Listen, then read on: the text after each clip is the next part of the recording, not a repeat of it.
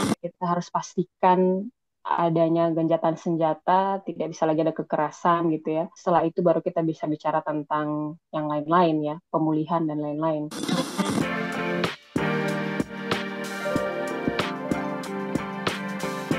Hai sahabat TCID, kalian sedang mendengarkan podcast Suara Akademia. Ngobrol seru isu terkini bareng akademisi.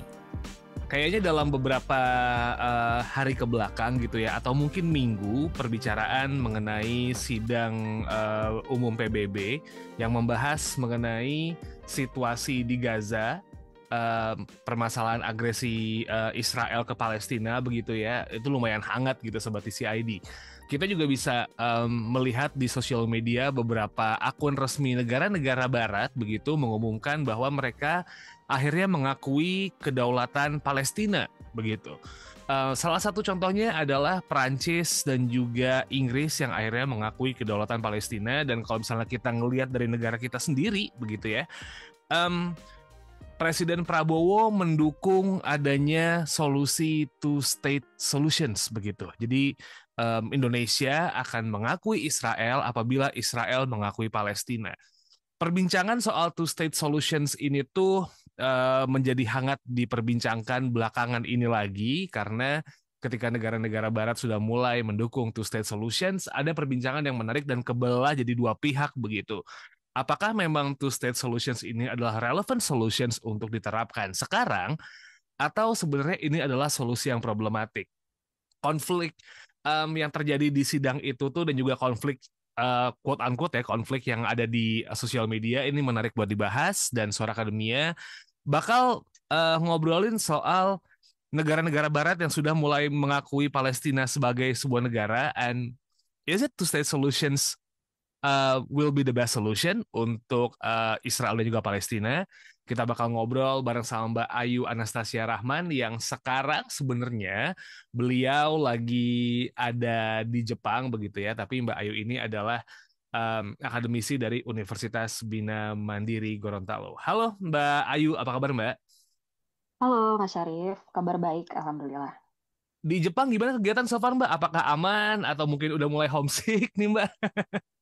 Iya, udah mulai mulai mulai homesick, tapi kan bisa masak ya, jadi Oke. nggak terlalu banget lah. Cuma Tapi kemarin di kantor tetap mengikuti juga, karena kan Jepang ya, salah satu yang statementnya cukup polemik juga tuh kemarin tuh, Prime ya. Minister. But Mhm. anyway, Mbak Ayu, kalau misalnya kita ngomongin soal hal-hal yang lagi rame begitu ya, especially Mhm. sidang umum PBB kemarin nih Mbak. Kan Mhm. rangkaian pidato dari pemimpin-pemimpin negara banyak tuh Mbak, mulai dari Macron gitu ya, stating bahwa mereka mendukung Palestina, Inggris melakukan hal yang sama, pidatonya Prabowo juga mengatakan bahwa mendukung two state solutions, bahkan apa ya pidatonya Netanyahu yang lumayan kontroversial dan membuat banyak negara walk out. Mungkin from your personal perspective nih Mbak Ayu, gimana ngelihat sidang umum PBB yang berjalan beberapa waktu belakangan ini Mbak? Oke. Ini cukup eh, polemik juga ya, karena kan belakangan ini kita lihat di media mulai bermunculan, apalagi dengan sosial media sebagai katalisator, kita bisa dengan gampang ya mengakses informasi, khususnya KTT atau sidang umum lah kita bilangnya, sidang umum PBB kemarin. Eh, Cukup bisa diprediksi ya, karena seperti beberapa pertemuan sebelumnya, ketika perwakilan dari Israel gitu ya, atau Prime Ministernya Netanyahu tampil di mimbar UNGA, itu memang sudah banyak negara yang menyatakan sikap dengan walkout gitu. Jadi saya tidak terkejut dalam part itunya gitu ya. Cuma ada beberapa hal yang menurut saya gain momentum di saat pertemuan kemarin. Salah satunya kita bisa lihat sebelumnya memang Palestina sudah diakui sebagai negara anggota gitu ya dalam PBB sendiri, dan ini merupakan milestone yang cukup apa ya, cukup penting juga ya, at least sebagai sebuah statement lah ya, meskipun secara praktik di lapangan ini masih sangat-sangat jauh dari yang diharapkan gitu. Dan sikap-sikap negara-negara ini tentu saja punya latar belakang yang berbeda-beda ya. Kalau kita bisa lihat dari beberapa negara yang terafiliasi atau kita bilangnya termasuk dalam non-aligned movement seperti negara-negara bekas jajahan, ya tentu pasti akan menegakkan yang prinsip-prinsip non-intervensi gitu kan, non-aggression. Jadi pasti sikapnya akan selalu menentang pendudukan atau penjajahan Israel di Palestina itu. Tapi yang juga menarik adalah beberapa negara di Barat gitu yang sebelumnya sikapnya pasif gitu atau mungkin yang tidak menyatakan secara konfrontatif sekarang sudah mulai secara berani gitu ya untuk menyatakan sikap secara terbuka mendukung statehood Palestina dan juga mengendorse two-state solution. Kita bukan hanya bicara tentang Prancis, tapi kita juga bicara tentang Rusia gitu ya. Bahkan US sendiri di beberapa statement, kalau kita lihat dari Obama ya sampai dengan sekarang Trump 2.0, memang sudah disebutkan gitu ya tentang kisi-kisi adanya two-state solution ini sebagai skenario gitu. Di PBB juga demikian. Jadi two-state solution ini sebenarnya bukan hal yang baru dibicarakan. Secara histori kita sudah melihat apa ya istilahnya cikal bakal dari two-state solution ini dengan yang dikenal sebagai partition plan yang di-endorse di tahun 1993 gitu ya melalui Oslo Accords. Seperti itu kira-kira untuk membuka. Nah, kalau pidatonya Pak Prabowo sendiri nih, Mbak, mungkin kita masih di sidang dulu ya ngobrolnya gitu ya. Oke. Pidatonya Pak Prabowo kan juga jadi sorotan tuh. Iya. Baik secara lokal kita gitu ya di Indonesia ngeliat pidatonya Prabowo dengan segala hal yang dia sampaikan, pro and cons juga banyak banget di netizen Indonesia, bahkan jadi sorotannya Netanyahu gitu. Netanyahu bahkan mention soal Pak Presiden begitu. What do you think about his speech di sidang itu, Mbak?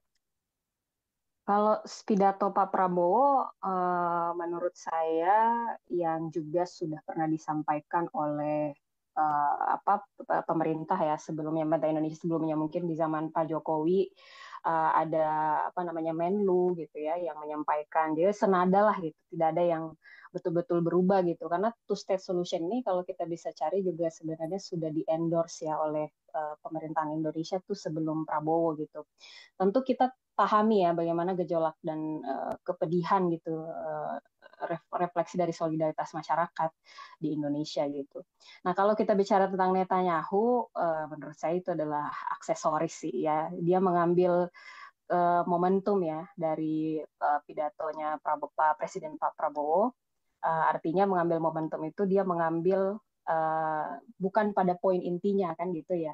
Karena yang diambil kan adalah eksteriornya gitu bahwa Pak Prabowo sangat bersemangat gitu ya dan yang dia highlight cuman yang menyenangkan kuping dia aja gitu bahwa Indonesia sebagai negara muslim dia highlight itu juga apa namanya menyadari pentingnya Israel karena dia mengutip Pak Prabowo yang ingin mengakui Israel juga padahal the important part sebelum itu yang equally important adalah itu sebagai prasyarat gitu kan prakondisi kalau memang ya Israel mau menerima Palestina sebagai negara direkognisi statehood-nya kan gitu. Jadi dan itu kemudian diolah lah di berbagai media gitu ya. Baik itu ya kita tahu media juga bias ya tergantung kepentingan tertentu tapi yang saya lihat olahan beritanya, olahan statementnya juga ya disesuaikan dengan kepentingan yang ingin di-serve gitu. Kalau media-media dari Timur Tengah kita bisa lihat juga segmented ya atau fragmented lah ya terpecah-pecah ada yang merespon baik apa namanya yang disampaikan Pak Prabowo karena yang diambil kan yang mereka highlight kan adalah contohnya toleransi ya kan atau misalnya bukan toleransi mungkin rasa menghargai di apa namanya di tengah perbedaan kan gitu ya meskipun kita datang dari agama yang berbeda dari suku yang berbeda ras yang berbeda kita harus tetap saling memperlakukan setara kan gitu ya. Jadi dari durasi yang sangat panjang itu tentu setiap orang akan mengutipnya dari part-part yang tertentu ya yang menurut dia mungkin paling relate gitu. Seperti itu sih. Oke. Menarik kalau misal kita ngelihat sekarang negara barat yang sudah mulai berani bersuara nih, Mbak Ayu, untuk mengakui kedaulatan Palestina sebagai sebuah negara begitu. Kan jadi fenomena ya kalau misalnya ngelihat timeline sosial media teman-teman gitu, kita ngelihat banyak mungkin pengguna Instagram atau mungkin pengguna X gitu ya yang nge-share atau nge-repost or nge-retweet statement-statement negara Barat yang akhirnya mengakui Palestina nih Mbak. Kalau menurut Mbak Ayu, apa ya Mbak faktor utama yang ngedorong perubahan sikap negara-negara ini nih Mbak yang tadinya nggak mau mengakui Palestina sekarang akhirnya rame-rame gitu mengakui Palestina sebagai sebuah negara? Pertama, saya melihatnya eskalasi ya, Hmm, eskalasi kekerasan yang terjadi, apalagi sejak 7 Oktober 2023 itu kan luar biasa gitu ya. Kita bukan bicara tentang apa namanya, apa yang apa istilahnya balasan dari Israel ya, tapi kita bilangnya juga ya sepanjang ini selama beberapa dekade ini sejak Nakba kan mereka memang Palestina sudah banyak sekali korban berjatuhan gitu ya, ya, baik itu sebagai pengungsi ataupun terbunuh gitu ya. Dan eskalasi ini terus memuncak gitu dengan adanya penambahan aktivitas militer dan juga ekspansi pendudukan Israel baik itu di West Bank maupun di East Yerusalem gitu. Jadi kita bisa lihat semakin ke sini ternyata apa yang kita kenal sebagai Palestina itu ya serpihan-serpihan wilayah gitu karena ya tadi eskalasi konflik yang eskalasi pendudukan ya dan ya. kekerasan yang terus meningkat di wilayah-wilayah yang seharusnya menjadi pemukiman Palestina gitu. Jadi itu mungkin atas dasar solidaritas internasional dan juga kita melihat banyak sekali civil movement di mana-mana ya di berbagai negara dari sisi grassroots atau akar rumput juga sudah memperjuangkan bahkan di universitas di Amerika banyak yang secara terbuka menyatakan sikap gitu ya. Jadi solidaritas internasional tentu pemerintahnya juga mendengarkan konstituen lah begitu ya. Meskipun di satu sisi ada solidaritas sebagai negarawan, tapi di sisi lain tentu secara politis mereka melihat adanya perubahan suara juga dari konstituennya. Saya penduduk Amerika kan yang tadinya masih asing dengan isu ini, semakin ke sini semakin banyak juga yang berani menyewakan dan memperjuangkan kemerdekaan Palestina. Ditambah juga akseleratornya adalah apa namanya pembunuhan dan itu disiarkan di mainstream media ya. Ya. Artinya kekerasan yang terjadi itu bisa dilihat oleh siapa saja dan tidak bisa dielakkan gitu. Itu juga yang jadi ada bagi saya tuh ketika pemerintah Barat uh, tidak berubah sikap gitu ya.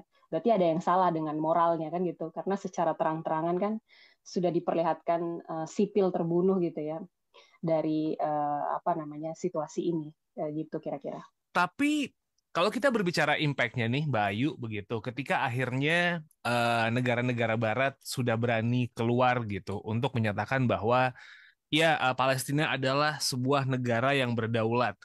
What is the impact gitu, Mbak? Apakah pengakuan negara-negara Barat ini tuh secara politik memberikan dampak penting gitu, Mbak, untuk Palestina secara politik ataupun secara hukum internasional gitu, Mbak? Mungkin kita lepaskan dulu dari konteks Palestina ya, karena kan Hmm. Palestina ini dia adalah special case. Jadi kalau dalam hukum internasional sebenarnya yang mengatur tentang statehood itu biasanya merujuk pada konvensi Montevideo kan, ada Hmm. juga piagam PBB gitu. Meskipun memang tidak secara eksplisit ada disebutkan negara, tapi apa ciri-ciri negara itu sudah disebutkan lah gitu ya. Misalnya yang dimaksud dengan negara itu adalah yang memiliki penduduk tetap, ada wilayahnya, ada pemerintahnya, dan juga bisa menjalin hubungan dengan negara lain. Tapi tentu saja definisi ini kan netral ya. Pada Ya. kenyataannya Palestina ya sudah memenuhi persyaratan itu gitu. Kalau kita lihat dari segi penduduk tetap, mereka punya penduduk tetapnya, wilayahnya ada gitu ya, pemerintahnya ya ada namanya Palestinian Authority gitu ya, PA gitu, dan juga bahkan apa namanya ada yang disebut dengan organisasi pembebasan Palestina atau ya Organization of Liberation of Palestine itu kan sudah mewakili Palestina di berbagai forum internasional ya termasuk di PBB juga. Jadi Palestina sendiri sudah memiliki apa ya memenuhi persyaratan sebagai sebuah negara gitu seharusnya. Namun kan itu tidak bisa terjadi ya di dalam apa namanya realitasnya seperti itu. Ya. Nah, benefit dari statehood sendiri sebenarnya kalau kita lihat menuju ke piagam PBB misalnya, kalau misalnya dia diakui ya secara eksternal gitu kedaulatan penuhnya, berarti kan dia bisa mengatur urusan dalam negerinya ya tanpa intervensi. Jadi berlakulah apa namanya piagam PBB kan, tidak Ya. bisa diintervensi. Kemudian apa namanya one state one vote gitu ya. Kemudian keanggotaan PBB juga gitu. Dia tentu dia punya akses ke majelis umum, ikut sidang Dewan Keamanan PBB juga gitu, UNSC. Kemudian juga bisa ikut membuat rekomendasi, rujukan ya melalui resolusi-resolusi PBB. Ada hak-hak diplomatik juga disebutkan tuh misalnya seperti membuka kedutaan ya, membuka kedutaan. Meskipun saat ini sudah ada perwakilan Palestina di beberapa negara ya, tapi kan itu tetap dalam artian unofficial gitu ya. Kemudian ada perjanjian internasional juga dan apa namanya perlindungan hukum juga ya. Bisa menggugat juga misalnya seperti di ICJ atau ICC ya kalau ada persoalan ada dispute gitu. Hmm. Tapi ada juga yang memang sudah diterima oleh Palestina gitu bahkan sebelum menjadi negara gitu ya misalnya seperti akses bantuan dan akses bantuan pembangunan juga sudah masuk gitu ya. Um, dan yang paling penting menurut saya untuk Palestina dan juga perjuangan rakyat Palestina sendiri, statehood itu adalah simbol dari legitimasi gitu karena dia memberikan identitas politik ya kan bagi Ya. rakyatnya gitu dan juga itu simbol pengakuan global gitu. Jadi lebih daripada benefit-benefit yang saya sebutkan tadi yang pada dasarnya kebanyakan sudah diterima oleh Palestina gitu ya. Tapi yang paling penting itu adalah legitimasi gitu, Ya. pengakuan gitu sebagai identitas yang merdeka gitu. Itu yang menurut saya sangat krusial. Jadi juga kita sebagai apa namanya mungkin ya kalau kita lihat bisa contohnya tadi disebutkan ada berbagai pemimpin dunia yang mengendorse two state solution memang harus berhati-hati gitu dalam mengapproach solusi-solusi terhadap yang terjadi di Palestina gitu karena sangat sensitif ini bukan hanya bicara tentang bagi-bagi wilayah ya tapi ini juga bicara tentang sejarah bicara tentang hak asasi manusia gitu ya bicara tentang identitas ya where to belong itu kan sangat-sangat deep ya, sangat-sangat dalam dan tidak sesimpel itu sebenarnya gitu. Oke. Benefit sebagai sebuah negara mungkin sudah quite clear, Mbak Ayu gitu. Kita bisa ngelihat dan juga mungkin dari piagam PBB gitu ya itu udah bisa kelihatan gitu. Tapi kan banyak yang mempertanyakan soal situasi di lapangan ketika akhirnya Palestina ini tuh diakui menjadi sebuah negara yang berdaulat. Nah, pengakuan ini tuh juga cukup mengubah kondisi nyata di lapangan nggak ya Mbak ya? Kayak misalnya blokade Gaza gitu atau mungkin pendudukannya dan juga agresinya Israel gitu Mbak. Is it bisa merubah situasi yang kemarin-kemarin yang udah parah banget yang dilakukan Israel itu Mbak? This is a very hard question dan saya yakin banyak pakar tidak akan secara definitif menjawab iya atau tidak ya. Tapi kecenderungan untuk very unlikely bisa merubah situasi di lapangan secara signifikan. Pengakuan ini sebenarnya dia sifatnya, jadi kalau tadi saya sebut tentang statehood ini, ada juga sebenarnya situasi di mana negara tidak diakui tapi dia bisa beroperasi secara peaceful gitu ya. Hmm. Contohnya seperti Taiwan gitu ya. Taiwan itu kan tidak diakui kan oleh PBB, tapi yang diakui kan adalah apa namanya China mainland gitu ya. Tapi dia bisa beroperasi secara ada economic development, ada prosperity dan lain-lain.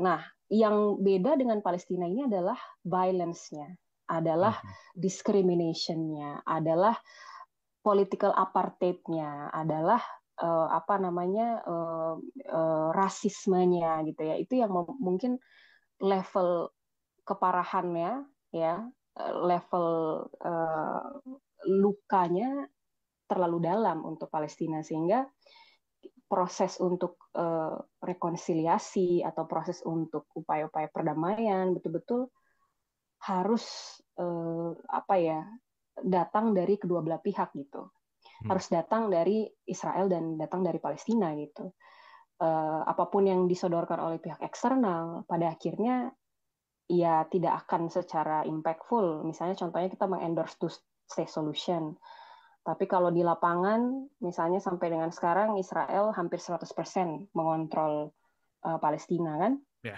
Yang sekarang terjadi kan seperti itu, gitu. Bagaimana caranya kita mau bicarakan tentang batas-batas wilayah, kita mau bicara tentang paket kebijakan fiskal, kita mau bicarakan tentang penerimaan pajak atau tarif, kalau pendudukannya saja, settlement-nya itu terus-menerus meluas gitu loh. Yeah. Dan memang sampai saat ini kritik yang paling umum kita dengar adalah settlement itu pendudukan terhadap wilayah di West Bank dan East Jerusalem itu tidak pernah freeze, tidak pernah berhenti. Bahkan saat diplomasi upaya-upaya diplomasi itu sedang memuncak, belum berhenti juga. Jadi seharusnya yang idealnya kan komitmen gitu ya. Ya komitmen bisa dilihat ya, salah satunya contohnya adalah freeze the settlement ya. Dan kemudian mungkin upaya selanjutnya adalah withdraw gitu. Seperti itu. I see. Menarik kalau kita membahas situasi ketika akhirnya solusi two state solutions ini nih didorong gitu, Mbak Ayu, karena banyak pihak juga yang bilang kalau misalnya solusi two state gitu ya, itu tuh udah mulai terlambat gitu karena situasi lapangnya terlalu rumit nih, Mbak. Kalau Mbak Ayu sendiri ngelihatnya apakah solusi ini tuh masih realistis atau justru berat gitu buat dilakuin nih Mbak? Karena situasi lapangannya kan kayaknya Israel benar-benar ngedudukin semua wilayah gitu ya Mbak ya? Iya, uh, mungkin pertama kita harus mendefinisikan dulu ya apa sih yang disebut dengan two states itu kan. Two states ini kan sebenarnya adalah gagasan yang ideal gitu ya, di mana dua negara yang berkonflik ini akhirnya hidup damai dan berdampingan kan gitu. Nah sebelum hidup damai berdampingan ini kan harus diputuskan bagaimana pembagian wilayahnya, siapa yang tinggal di sana gitu kan, siapa yang mengontrol wilayah-wilayah itu. Seperti saya sampaikan tadi, terdengar sederhana, tapi sama sekali tidak ada yang sederhana dari situ. Jalan menuju ke sananya itu sangat rumit gitu. Bukan cuma masalah batas wilayah, tapi juga kita bicara masalah sejarah kan. Jadi apa yang terjadi sekarang sebenarnya kita bisa lihat, misalnya contohnya mungkin saya ambil ya proses yang menambah PR two state solution ini ya. Pertama, selain pendudukan, kita bisa lihat dinamika politik di Israel dan Palestina sendiri. Sejak tahun 2000-an kan Israel mulai didominasi oleh sayap kanan gitu ya. Bahkan kelompok-kelompok ultranasionalis, bahkan Prime Ministernya Netanyahu sendiri kan berasal dari partai yang sayap kanan ya, ultranasionalis ya, National Liberation Movement gitu. Dulunya mereka anti mainstream, tapi semakin kesini tuh jadi partai mainstream gitu ya. Artinya kan semakin banyak nih mendapatkan dukungan dari konstituen. Berarti kan mereka mewakili suara cukup signifikan juga gitu ya. Dan sangat sedikit politisi Israel yang sekarang ya recent development yang setuju akan two states. Itu jadi tantangan juga gitu. Apalagi kalau kita lihat gesture yang disampaikan oleh Netanyahu di PBB, dia kan sempat memegang peta tuh ya, peta Middle East gitu atau Asia Barat gitu ya. Tidak ada terlihat Palestina di sana ya. Adalah blok warna biru itu kan semuanya adalah wilayah Israel gitu ya. Ini kan tentu send message ya, menyampaikan pesan gitu ya. Terus kalau dari Palestina sendiri seperti organisasi pembebasan Palestina atau PLO tadi yang selama ini mewakili Palestina secara internasional kan setelah Oslo Accords itu ya, perjanjian partisi di tahun 1993, disepakatilah akan diadakan pemilu kan. Sejak tahun 2006 sampai sekarang pemilu baru satu kali kan terjadi di tahun 2006 itu. Tidak ada pergantian kepemimpinan di sana, dan ternyata di tahun 2006 itu partai politiknya Hamas gitu ya, itu yang memenangkan banyak kursi di parlemen gitu. Ini banyak juga yang mungkin jadi banyak yang menganggap Hamas ini hanya kelompok bersenjata saja, tapi Hamas juga sebenarnya adalah gerakan oposisi lah ya, yang menolak adanya perjanjian Oslo tadi ya. Jadi di dua negara, bukan di dua negara, di dua entitas ini, di dua wilayah ini, baik dari sisi Palestina dan dari sisi Israel, sama-sama punya kelompok oposisi gitu ya terhadap ide untuk dua negara inilah gitu. Two state solution ini mereka punya kelompok yang cukup banyak gitu oposisinya. Dan sejak tahun 2006 itu selain tidak ada pemilu ya, si perwakilan Palestina atau Palestina Authority dianggap lemah karena kurang lebih bergantung pada apa namanya, pajak yang dibagi oleh Israel gitu ya. Kemudian bantuan luar negeri. Jadi pendapatan pemasukannya tuh didominasi oleh bantuan gitu. Nah, ini yang juga dianggap bisa saja ini ketika Palestina kemudian apa namanya, menjadi negara gitu ya. Kalau kita tidak perbaiki hal-hal yang esensial seperti ini, kita tidak reformasi sistem yang esensial seperti ini, nantinya akan kolaps juga gitu. Nah, jadi kalau kita lihat dinamika dari internal Palestina dan Israel sendiri, bahkan di Palestina itu si apa perwakilan pemimpin PA-nya Mahmud Abbas itu mulai kehilangan legitimasi ya Ya. dari rakyat Palestina sendiri karena bayangkan aja dia sudah terpilih sejak tahun 2006, jadi sudah dianggap cukup tua dan out of touch lah gitu ya. Dan dianggap lemah juga karena terlalu dekat dengan Israel dan hanya bergantung pada bantuan luar negeri. Nah, bahkan pemimpin Hamas tuh ya Ismail Haniyeh tuh dianggap lebih populer ya dibandingkan Mahmud Abbas gitu. Hmm. Tapi sekali lagi, apakah Hamas bisa mewakili gitu ya Palestina, sementara Hamas dianggap beberapa negara sebagai organisasi teroris, kan itu juga memperkeruh apa ya, menambah dinamika diskusi mengenai itu state solution. Jadi kalau secara sikap dari sisi perwakilan Palestina itu mendukung ya sejak perjanjian Oslo. Kalau Hamas, sebagian pakar bilang tidak cukup jelas karena di 2017 itu pernah ada dokumen yang menyetujui pendirian negara Palestina, apa kontrol terhadap 67 perbatasan dan lain-lain, tapi di situ tidak disebutkan pengakuan terhadap Israel gitu. Um, dan dari sisi mereka juga masih sampai dengan hari ini masih menjaga right to use violence terhadap Israel kan gitu. Kalau dari sisi Israel sudah pasti reject gitu ya, karena tadi dikuasai oleh partai konservatif ultranasionalis gitu ya, sayap kanan ya, yang menolak adanya pembagian negara gitu. Seperti itu kira-kira. Jadi cuman bisa dibilang two state solutions itu cuma solusi ideal tapi masih belum bisa realistis buat diterapin dong Mbak Ayu. Nah, jadi memang karena pada dasarnya kita harus fokus untuk ending the violence ya. Itu yang perlu kita garis bawahi.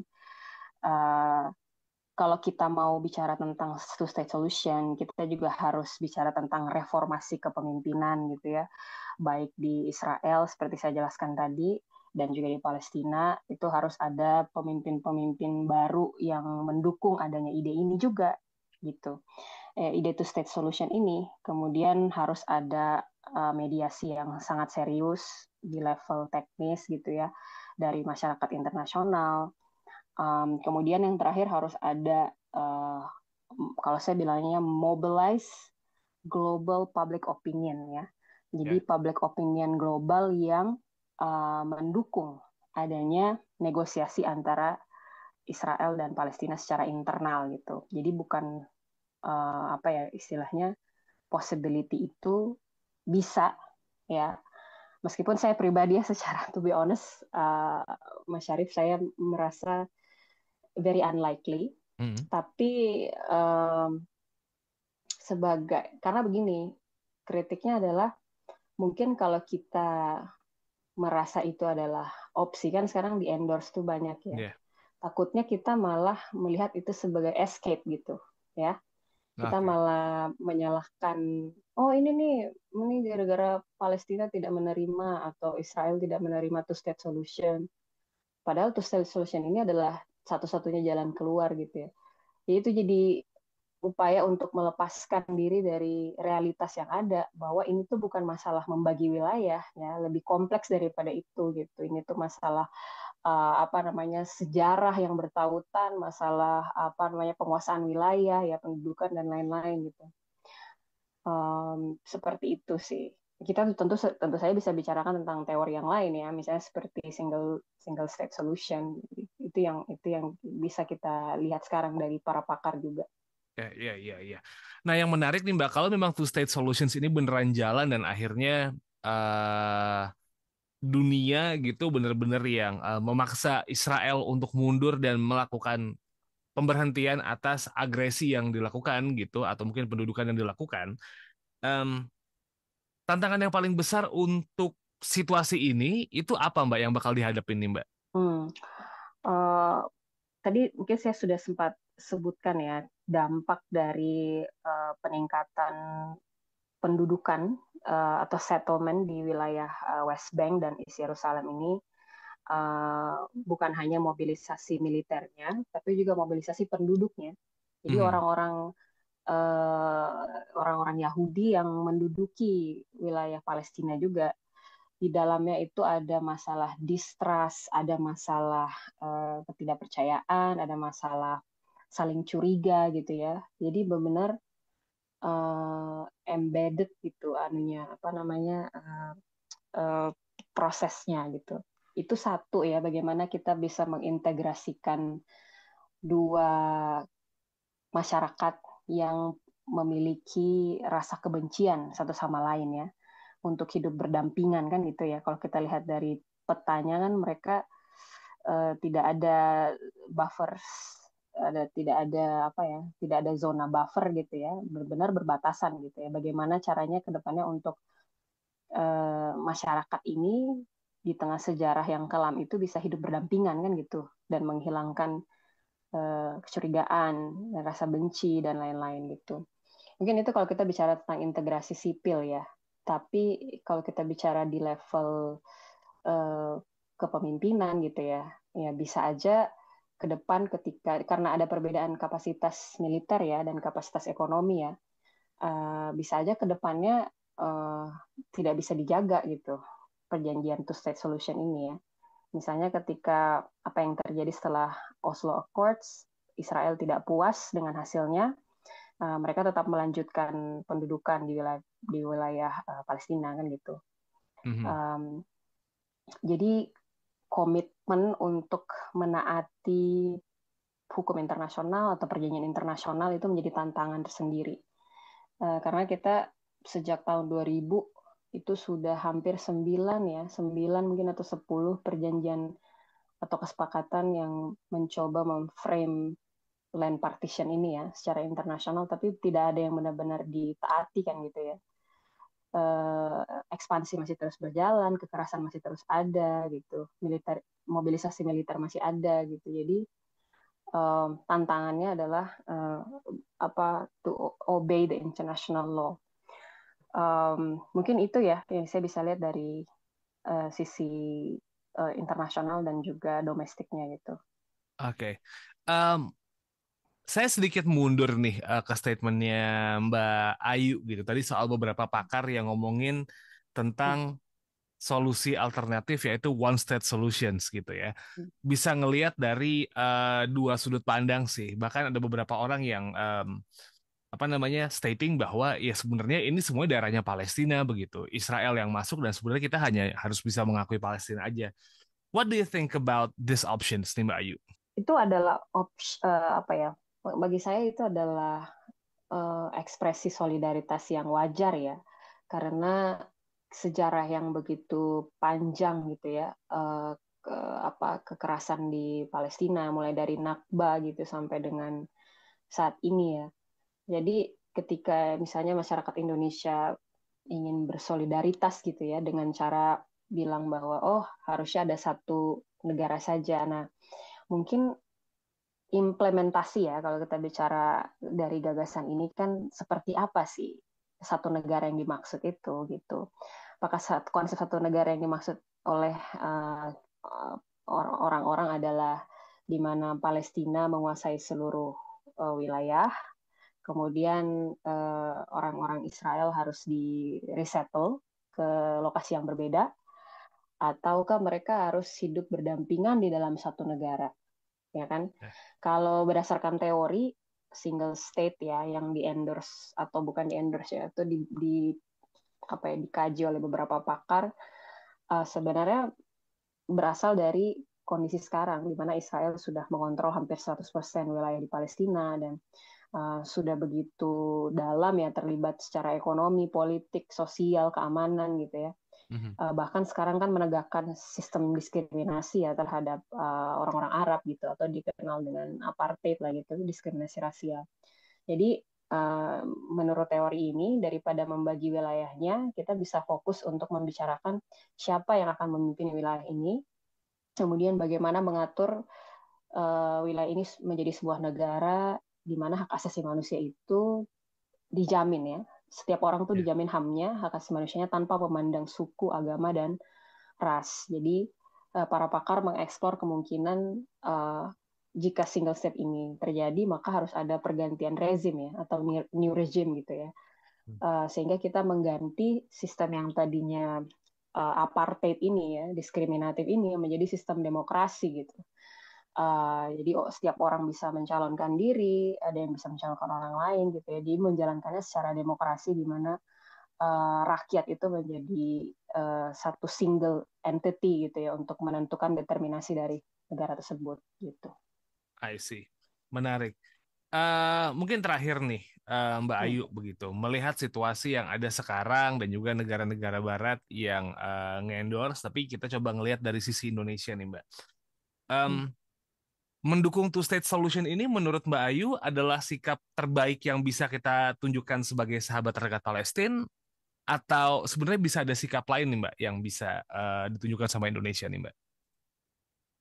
Uh, Sebenarnya kalau sikap pemerintah Indonesia kembali lagi ke anti agresi, anti intervensi, kan seperti itu ya, menghapuskan penjajahan di atas muka bumi gitu ya. Jadi memang kebijakan luar negeri Indonesia terhadap konfrontasi apapun itu ya.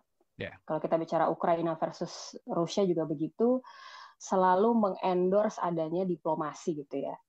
Tapi dalam hal ini selalu diupayakan yang namanya penghilangan terhadap kekerasan atau biasanya melalui jalur gencatan senjata.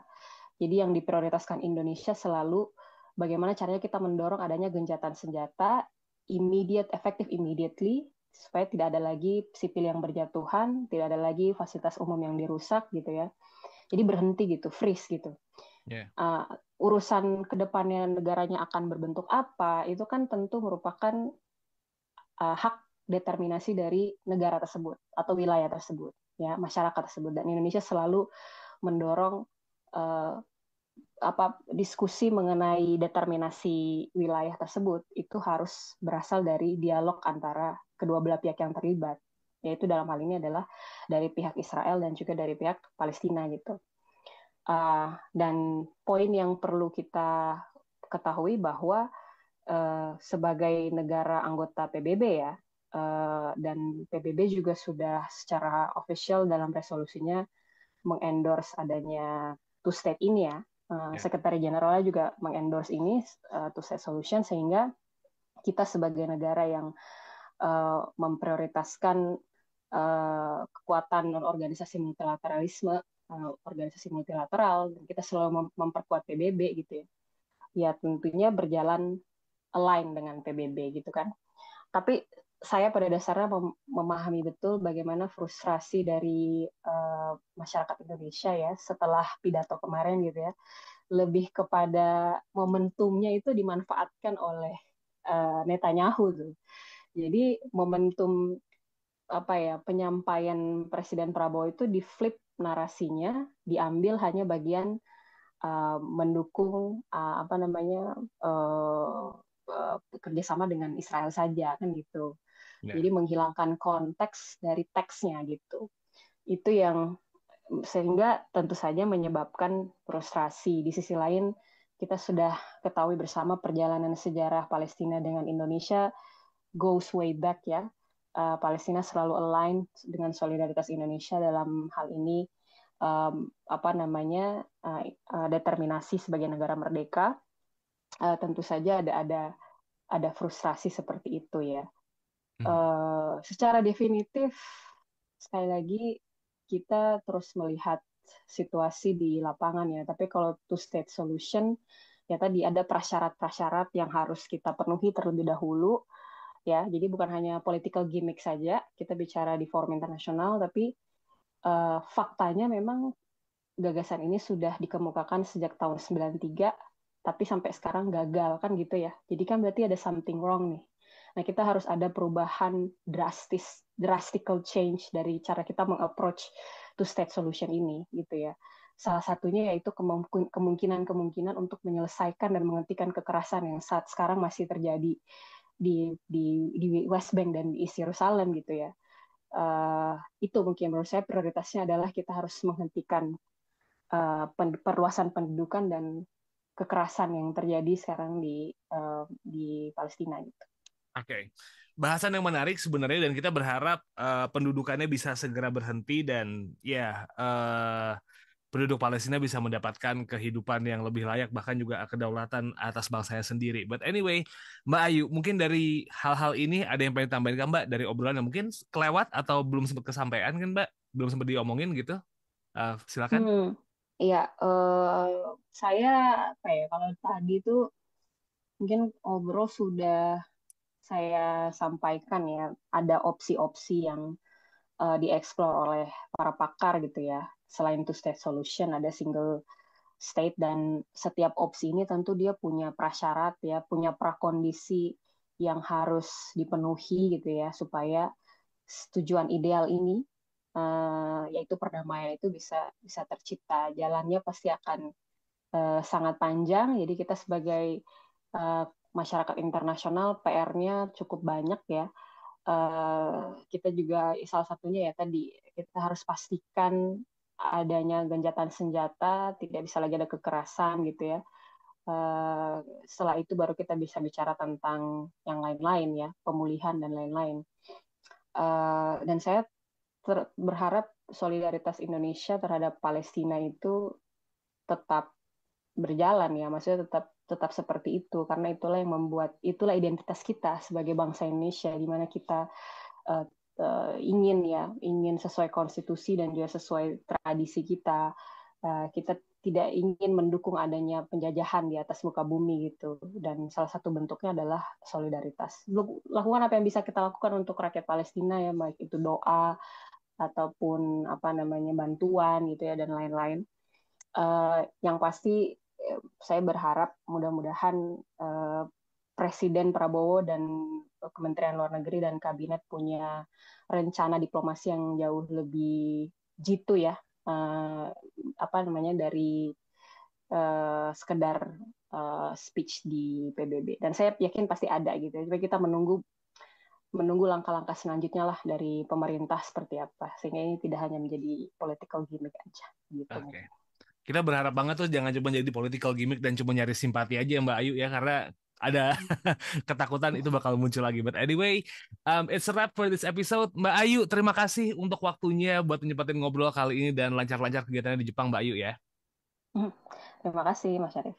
Okay, so thank you so much Sobat TCID sudah mendengarkan episode kali ini. Kita ketemu lagi di next episode. Have a nice day. Wassalamualaikum. Kalian telah mendengarkan podcast Suara Akademia. Ngobrol seru isu terkini bareng akademisi.